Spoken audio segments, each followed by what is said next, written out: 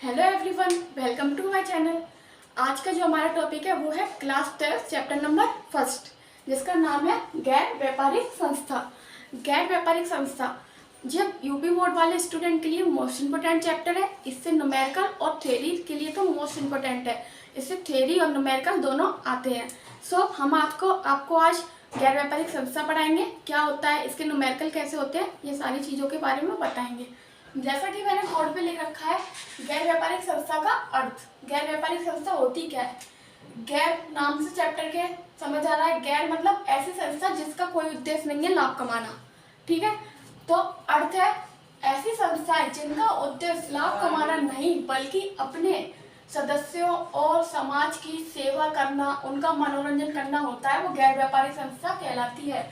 जैसे ऐसी संस्था जिनका उद्देश्य लाभ कमाना नहीं होता, सिर्फ क्या होता है अपने सदस्य, समाज अथवा उनका मनोरंजन करना होता है, उसे गैर व्यापारिक संस्था कहते हैं। जैसे क्लब, अस्पताल, पुस्तकालय, विद्यालय, धार्मिक संस्थाएं, ये सारे गैर व्यापारिक के अंदर आते हैं, ठीक है।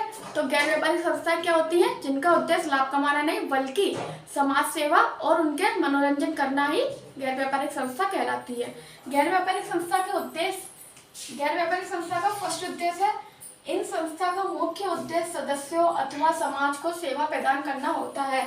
इनका फर्स्ट मुख्य उद्देश्य क्या होता है? अपने सदस्यों और अपने सदस्यों का सेवा प्रदान करना होता है, ये हमारा फर्स्ट उद्देश्य है। एंड सेकंड है, ऐसी संस्था का उद्देश्य लोक कल्याण में वृद्धि, धर्म, शिक्षा, स्वास्थ्य संस्था आदि में वृद्धि बिना लाभ के करना होता है। यानी कि सेकंड उद्देश्य में कह रहा है कि ऐसी संस्था जिसका मुख्य उद्देश्य किसमें धर्म, शिक्षा, स्वास्थ्य संस्था से आदि, यानी कि बिना लाभ के उद्देश्य, बिना लाभ के सेवा प्रदान करना, ये गैर व्यापारिक संस्था के अंतर्गत आता है। फिर है गैर व्यापारिक संस्था के आयकर की गणना प्राप्ति भुगतान खाता अथवा आय व्यय खाते से होता है। जो गैर व्यापारिक की गणना की जाती है उसके लिए प्राप्ति भुगतान खाता और आय व्यय खाता बना के की जाती है।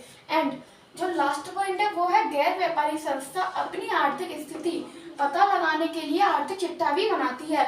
जो गैर व्यापारिक संस्था होती है वो भी अपनी आर्थिक स्थिति का पता लगाती है और उसे पता लगाने के लिए वो अपना आर्थिक चिट्ठा भी तैयार करती है। तो ये हमारे उद्देश्य और अर्थ मैंने आपको बताया है। अब हम पढ़ेंगे इसमें कौन कौन से खाते बनाए जाते हैं और इनके प्रकार कितने प्रकार के होते हैं, लेखे किस प्रकार से किए जाते हैं, ये उद्देश्य है। अब हम आपको बताएंगे इसका लेखा किस प्रकार से होता है।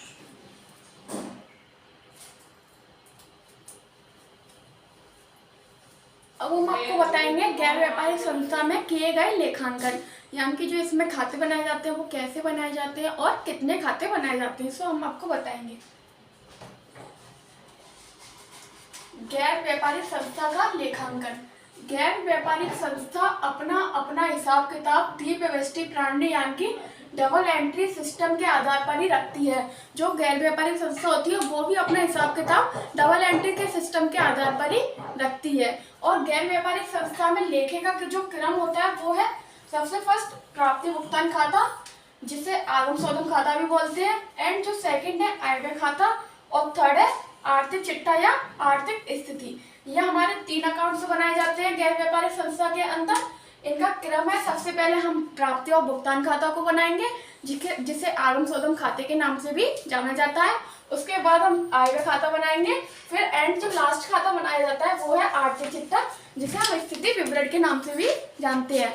ये हमारे लेखे करने के क्रम है। और जो आर्थिक गैर व्यापारिक संस्था का जो क्रम होता है वो इन 3 का अकॉर्डिंग है। इसका जो आंसर है वो इसमें आएगा, इसका जो आंसर है वो इसमें आएगा। तो अब हम एक एक करके आपको इनके खाते को बताएंगे और खाते में न्यूमेरिकल कैसे करते हैं इन चीज़ों को बताएंगे।